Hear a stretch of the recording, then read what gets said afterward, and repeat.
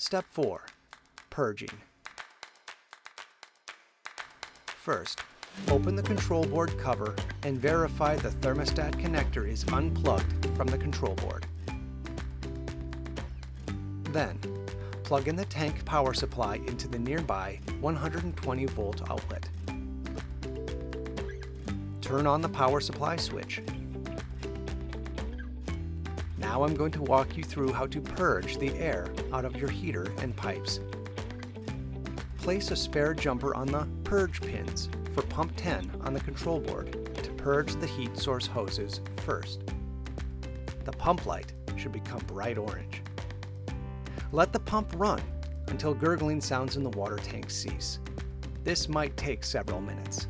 Repeat the purging for each pump that is in use. And a reminder, only purge one pump at a time. The water level in the tank will drop during this process, so add more water glycol to the tank as needed.